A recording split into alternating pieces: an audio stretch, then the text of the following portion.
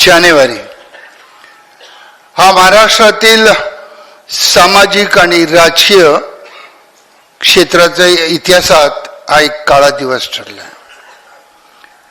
27 जो सूर्य मावळला तो उगवला नाही आणि संपूर्ण महाराष्ट्राला जेव्हा न्यूज सकाळी कळली, महाराष्ट्रातला एक एक जण हळहळला, डोळ्यातनं अश्रू वाहू लागले.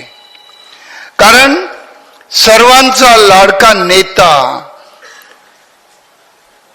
आपले दादा आपल्याला सोडून गेले. एक धडाडीचा नेता, कार्यक्षम नेता, प्रत्येक क्षेत्रात नॉलेज असणारा हा नेता आपल्यातनं निघून गेला.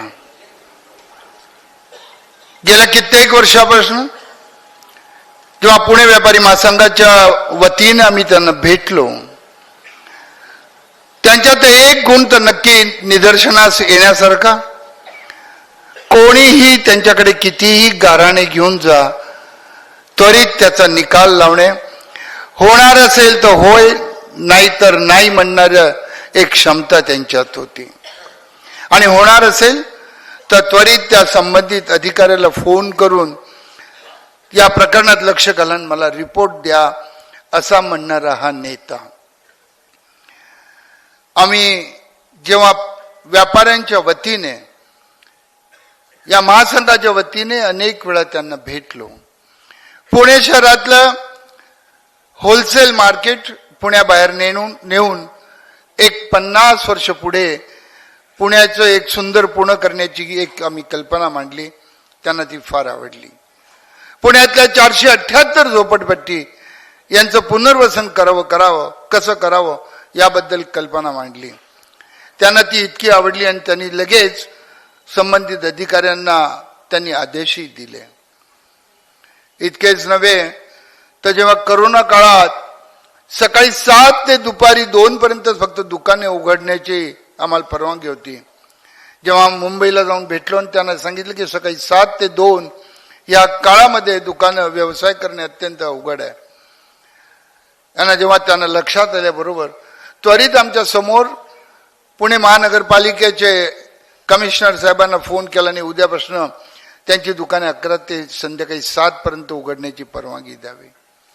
हे कोण करू शकतं की ज्याच्यात धमक आहे, ज्याच्यामध्ये क्षमता आहे आणि सर्वसामान्य जनतेच्या हृदयात एक वेगळं स्थान निर्माण करण्याची त्यांची जी एक कला आहे. मला त्यांच्याबद्दल अभिमान का की केव्हाही गेलं जेव्हा आदराने बसवणं आणि ताबडतोब त्याच्यावर निर्णय घेणं. आज माझे रांका परिवार याच्या 3 दुकानांची उद्घाटनं त्यांच्या हस्ते झालेली आहेत. आम्ही दादांना कधी विसरू शकणार नाही. त्यांच्या मनात एक नेहमी कल्पना होती, मला पुणे शहरामध्ये चांगलं इन्फ्रास्ट्रक्चर करायचंय आणि ट्रॅफिकची समस्या सोडवायची आहे. मला पुणेकरांचा साथ पाहिजे आणि त्यांनी साथ दिली तर या पुणे शहराची मी कायापालट करीन. मित्रांनो, बोलतोय आपण, परंतु असा नेता, धडाकेबाज नेता, निर्णय घेण्याची क्षमता असणारा नेता, सर्वसामान्यांच्या हृदयाच्या तळाशी जाऊन बसणारा नेता महाराष्ट्रात माझ्या जीवनात तरी पाहिला नाही आणि पुढे पाहायला मिळेल की नाही माहीत नाही. असा नेता फार कमी, आणि मला तरी जी खात्री आहे की असे नेते जर खरोखरीच या महाराष्ट्रात निर्माण झाले, या महाराष्ट्राची कायापालट होईल. आज खरं दुःख होत आहे की ज्या माणसाला, ज्या नेत्याला मी 28 तारखेला बारामतीला भेटायला जाणार होतो, परंतु काळाने मला पुण्यातच ठेवलं, कारण माझ्या 4थ्या दुकानाचं उद्घाटन त्यांच्या हस्ते करायचं होतं. आज पुणे व्यापारी महासंघाच्या वतीने प्रत्येक वेळी त्यांनी आमचे प्रश्न सोडवलेले आहेत, व्यापाऱ्यांच्या पाठीशी खंबीरपणे उभे राहिलेले आहेत. असा नेता मी गमावलेला आहे. मी अध्यक्ष फतेचंद रांका, पुणे व्यापारी महासंघाच्या 82 असोसिएशनचे सर्व सभासद आणि सर्व व्यापारींतर्फे मी आज दादांना श्रद्धांजली अर्पण करतो.